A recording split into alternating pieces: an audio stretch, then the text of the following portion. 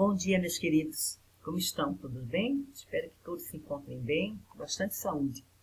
Hoje nós vamos iniciar essa nossa videoaula de ciências na apostila 3, do terceiro bimestre, na unidade temática Alimentação dos Seres Vivos. 5, Alimentação dos Seres Vivos, na página... Vamos para a página 4. Vamos iniciar pela página 4. Como os seres vivos obtêm o alimento? Nós vamos ver como os animais adquirem energia para crescer e cuidar dos filhotes. E as plantas para formarem suas plantas, flores, frutos e sementes. E que todos os seres vivos precisam de energia.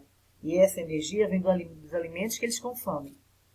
E uma das principais interações entre os seres vivos são as relações alimentares. O que são interações? Interações são ações que geram uma reação entre um ser vivo, o objeto, com outro ser vivo. Por exemplo, a ariranha comendo o peixe, ela obtém energia do peixe. A criança se alimentando, a borboleta sugando néctar, o gafanhoto alimentando-se de folhas. Isso é a fonte de alimentação desses seres vivos. Cada ser vivo se alimenta de uma forma. Produtores, consumidores e decompositores. As plantas produzem o próprio alimento usando a energia da luz do sol em um processo conhecido como fotossíntese. Além das plantas, as algas e algumas bactérias realizam fotossíntese.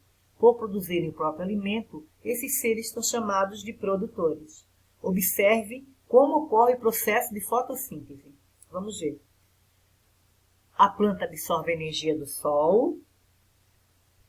O gás carbônico também é absorvido pelas folhas. Olha, absorve do sol, absorve das folhas. E pelas raízes, ela também absorve a água.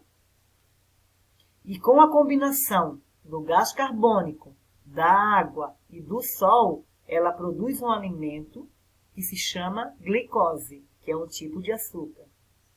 Além da glicose, a planta produz o gás oxigênio, que é liberado pelas folhas e volta para o meio ambiente.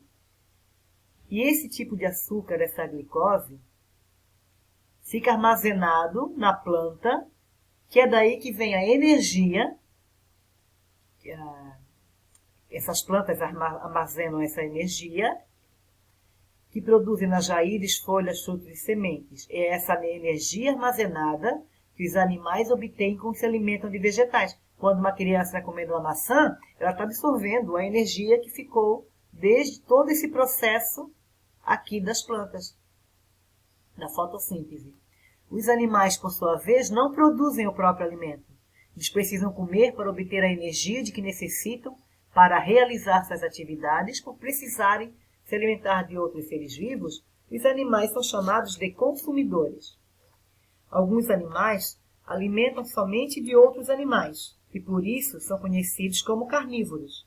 Os animais que se alimentam de plantas são chamados herbívoros. Já os animais que se alimentam tanto de animais quanto de vegetais são chamados de onívoros.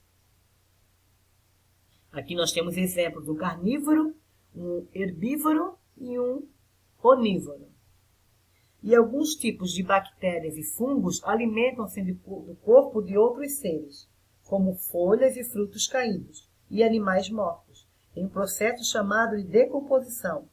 Eles transformam os restos dos seres vivos em sais minerais que retornam ao solo e são utilizados pelas plantas em seu crescimento. Esses organismos, fungos e bactérias, são conhecidos como decompositores. Aqui nós temos a imagem de frutas se decompondo. Aqui temos outros seres vivos, as folhas. Devemos ter alguns animaizinhos. Aqui na página 7 nós temos uma investigação científica, que ela está todinha explicada. E vocês podem organizar esse experimento e anotar numa folha, tá, o modo de fazer, o material que vocês vão precisar, e anotar o que vocês observaram. Qual foi o processo, a decomposição, né? O processo é a decomposição. Quais seres vivos participaram desse processo? As folhas de plantas. Vocês colocam a folha que vocês colocaram. E qual é a importância desse processo para a natureza? A importância é que, através dessa decomposição, nós tornamos os terrenos férteis. Aqui temos uma atividade também, que a investigação científica vocês vão fazer, atividade. Aqui nós vamos ver uma violeta sendo adubada e que ela precisa ser regada 3 vezes por semana. E além de adubada e terra adubada e água, tem outro cuidado que a Mariana precisa ter. Qual é?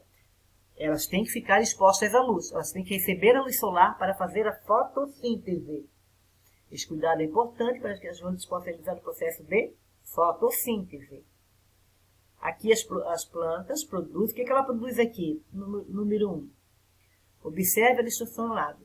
Número 1 é a luz solar. Número 2 está recebendo o gás carbônico. E por baixo, a água. A luz solar, o gás carbônico e a água. Nós podemos continuar fazendo a atividade. A prof não vai ler porque toma muito tempo. Vamos passar para as cadeias e teias alimentares. O texto que você leu no início do capítulo apresenta relações de alimentação que se estabelecem entre os seres vivos que habitam o quintal. Em um dos exemplos citados, os personagens comentam que as aranhas comem pequenas borboletas, as quais se alimentam do néctar das flores. E as plantas, como você estudou, são capazes de produzir o próprio alimento por meio da fotossíntese.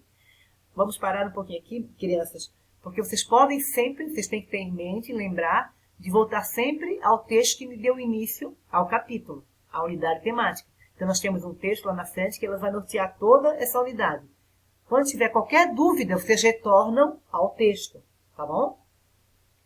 A relação alimentar que existe entre os seres vivos é chamada de cadeia alimentar. As cadeias alimentares são representadas por uma sequência de seres vivos em que um serve de um alimento ao outro. Observe o exemplo aqui que nós temos. A planta produz seu próprio alimento a partir da energia da luz do sol. A borboleta se alimenta da planta e a aranha se alimenta da borboleta. Então, essas setas aqui indicam a transferência da matéria e energia que acontece entre esses seres vivos. A planta é um ser vivo, a borboleta é um ser vivo, a aranha é um ser vivo. A matéria compõe as coisas à nossa volta. O corpo dos seres vivos, a água que bebemos e o ar que respiramos são feitos de matéria. Diferentemente da matéria, a energia não pode ser cheirada nem tocada. Ainda assim, ela está presente nos seres vivos e nos objetos. O Sol é a principal fonte de energia da Terra, a luz solar. E o que acontece quando plantas e animais morrem? Conforme você estudou, quando isto ocorre, bactérias e fungos atuam sobre os restos desses seres, transformando em sais minerais que podem ser usados por outras plantas. Aqui observaremos outra cadeia alimentar. Mas agora com a representação dos decompositores. E no caso, a planta é um decompositor, a borboleta e a aranha, todos se transformam em decompositores, fungos e bactérias. Todos os seres vivos da cadeia alimentar, quando morrem, servem de alimento para fungos e bactérias. Nesta cadeia alimentar, a planta serve de alimento para a borboleta e a borboleta serve de alimento para a aranha.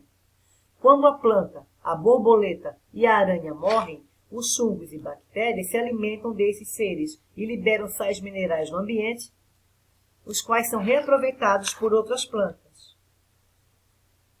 Vamos para a página 13. Matéria e energia na cadeia alimentar. A matéria e a energia passam de um ser vivo para outro nas cadeias alimentares. Os produtores absorvem parte da energia da luz do sol e a utilizam para produzir seu próprio alimento, a glicose. Os consumidores obtêm nutrientes e energia dos alimentos que consomem. Desse modo, em uma cadeia alimentar, ocorre a transferência de matéria e energia de um ser vivo para o outro. No entanto, existe uma diferença importante entre matéria e energia. As plantas utilizam os nutrientes do solo para se desenvolver, os quais são transferidos para os animais que se alimentam delas.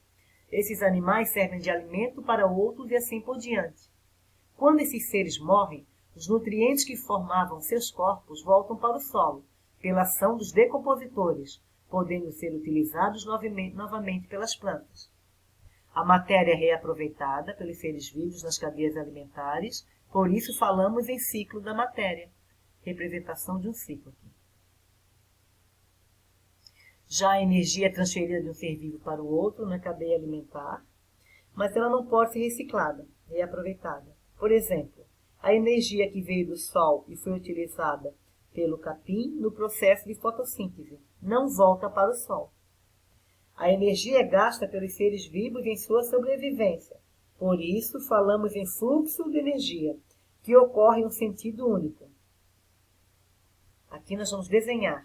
Aqui é o Sol, os raios solares vêm até o capim, do capim para um gafanhoto, do gafanhoto para o sapo, do sapo para uma serpente. As setas representam a transferência de energia que diminui desde o capim até chegar à serpente. Aqui nós temos mais um texto. Por que o desaparecimento das abelhas seria uma catástrofe? O que você pode fazer para evitar isso?